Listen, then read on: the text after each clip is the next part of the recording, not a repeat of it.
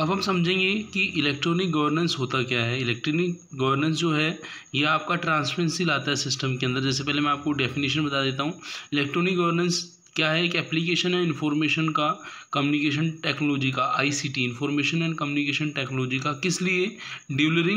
Deliver करना government services को, exchange of information, communication, transaction, various alone system. जैसे आपने देखा हो कि पहले क्या होता था कि जैसे पासपोर्ट बनवाना है या कोई भी अदर आपको वर्क करना है तो उसमें काफ़ी टाइम लगता था, और ये भी यूज़र को पता नहीं लगता था कि मेरी एप्लीकेशन प्रोसेस जो है वो हुई या फिर नहीं हुई, कहाँ पे है। लेकिन अब इलेक्ट्रॉनिक गवर्नेंस के कारण क्या हुआ है कि ये जो चीज़ें हुई हैं ये ट्रांसपेरेंट हुई हैं। अब कोई भी पर्सन है अपना आईडी डाल के, जो भी उसने एप्लीकेशन की है उसका आईडी डाल के वो पता लगा सकता है कि उसकी जो एप्लीकेशन है वो कहाँ तक पहुँची है। तो कहने का मतलब ये हुआ कि ई गवर्नेंस के इम्प्लीमेंटेशन ऑफ इंफॉर्मेशन टेक्नोलॉजी जो गवर्नमेंट प्रोसेस के अंदर या फंक्शन के अंदर इम्प्लीमेंट हुआ है, तो इससे गवर्नमेंट की प्रोसेस क्या हुई है? सिंपल हुई है, ट्रांसपेरेंट हुई है।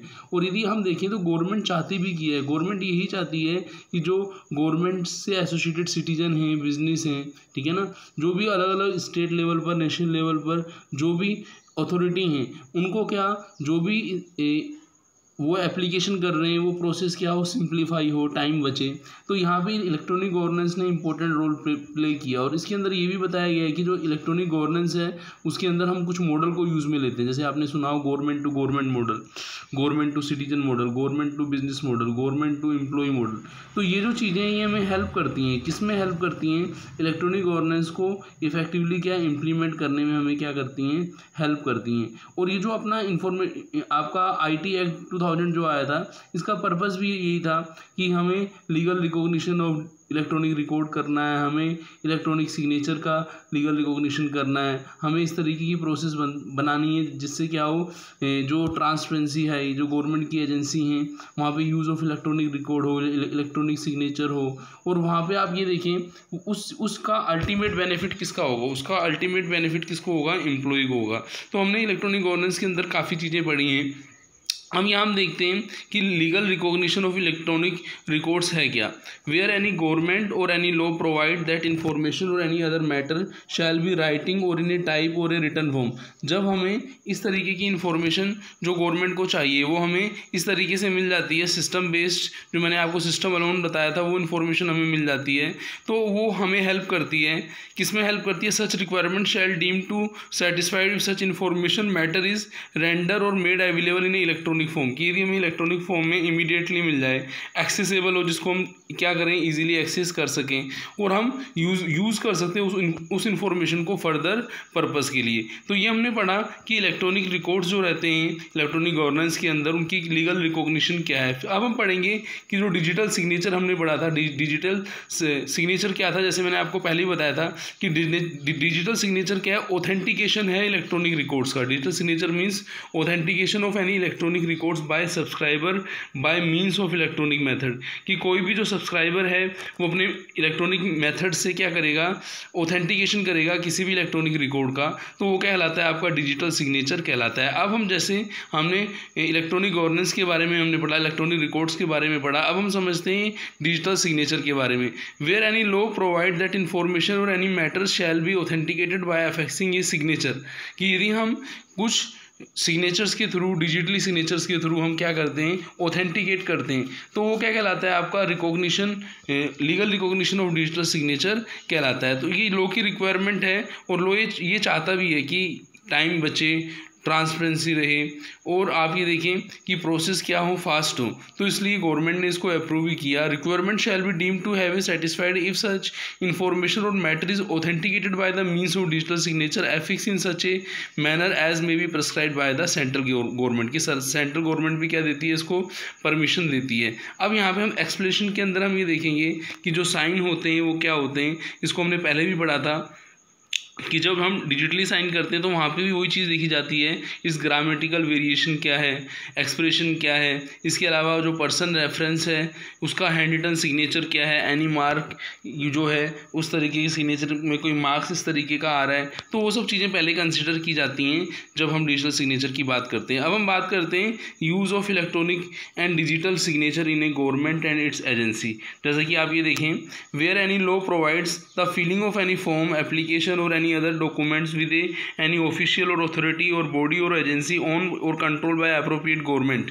तो वहाँ पे आप ये देखेंगे कि गवर्नमेंट क्या करती है, कोई भी जैसे लाइसेंस इशू करती है, कोई भी परमिशंस देती है या सैंक्शन करती है, तो वो जो भी पर्सन है पर्टिकुलर मैनर के अंदर उसके डिजिटल सिग्नेचर के थ्रू उसकी परमिशंस होती है।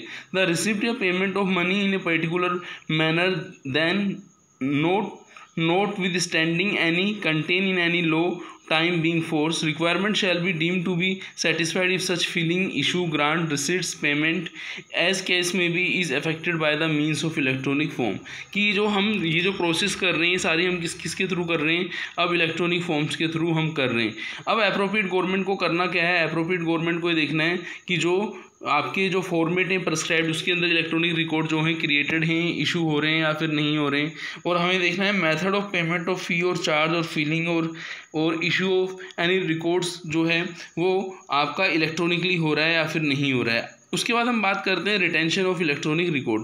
रिटेंशन का मतलब क्या हुआ, रिटेंशन का मतलब होता है डॉक्यूमेंट्स को रोकना, ठीक है ना।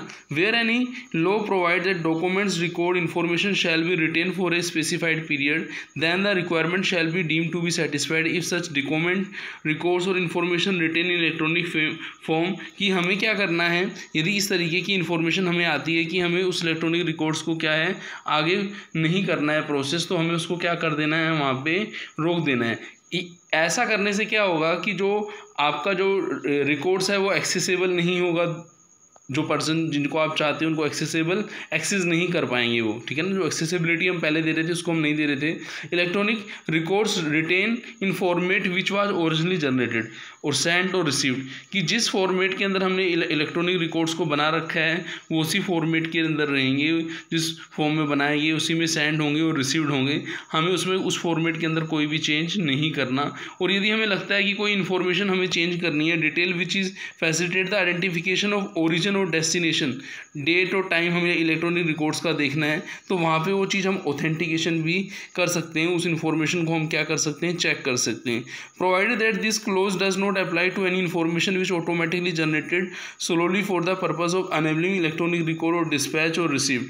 कि हमें जब भी कोई इन्फॉर्मेशन हम किसी को दे रहे हैं, डिस्पैच कर रहे हैं, तो उसका हमें इलेक्ट्रॉनिक रिकॉर्ड तो रहेगा ही हमारे पास, वही हमारा क्या रहेगा, बेसिस रहेगा फर्दर इन्फॉर्मेशंस के लिए। तो हमने यहाँ पे यही पढ़ा कि जो रिटेंशन ऑफ इलेक्ट्रॉनिक रिकॉर्ड्स है वो प्रॉपर तरीके से किया जाएगा, और उसके बाद रिटेंशन ऑफ जो डॉक्यूमेंट्स होगा उसकी प्रॉपर इन्फॉर्मेशन भी रखी जाएगी। जो लोग उस इन्फॉर्मेशन को चाहता है उस इन्फॉर्मेशन को हम प्रॉपर रिकॉर्ड्स में रखेंगे भी। फिर हम बात करते हैं publication rules and regulation of electronic gadgets. कि जो भी गवर्नमेंट के जो रूल्स हैं, रेगुलेशन है, ऑर्डर हैं, नोटिफिकेशंस हैं, वो सभी क्या होते हैं ऑफिशियल गजेट में क्या होते हैं, पब्लिश होते हैं। और ऐसी रिक्वायरमेंट भी रहती है कि ये जो आपके rules, regulation, order, law, notification है वो ऑफिशियल गजेट और इलेक्ट्रॉनिक गैजेट्स के थ्रू क्या हों, पब्लिश हों। आपने देखा होगा कि पहले इन्फॉर्मेशन हम क्या करते थे, मैनुअली हम पहुंचाते थे, जैसे प्रिंट आउट लिया, उसको साइन किया, उसको पहुंचाया। लेकिन अब हम क्या करते हैं, उसी इन्फॉर्मेशन को हमने क्या किया, तुरंत हमने नोटिस बनाया, हमने उसको कन्वर्ट किया पीडीएफ वगैरह में, डिजिटल सिग्नेचर के थ्रू उसको हमने फॉरवर्ड कर दिया। तो अब आप ये देखें कि जो आपका पब्लिकेशन था वो इलेक्ट्रॉनिक गैजेट्स के अंदर कन्वर्ट हुआ नहीं हुआ। तो आप कहेंगे यस सर कि ऑफिशियल गैजेट्स भी अब क्या हो गए, इलेक्ट्रॉनिक गैजेट्स हो गए। तो इस लेक्चर के अंदर हमने यही पढ़ा कि जो आपका ये एक्ट है इसके आने से क्या क्या गवर्नमेंट की वर्किंग के अंदर क्या क्या पब्लिक को फ़ायदा हुआ है, ठीक है। तो मिलते हैं हम नेक्स्ट लेक्चर में। थैंक्स।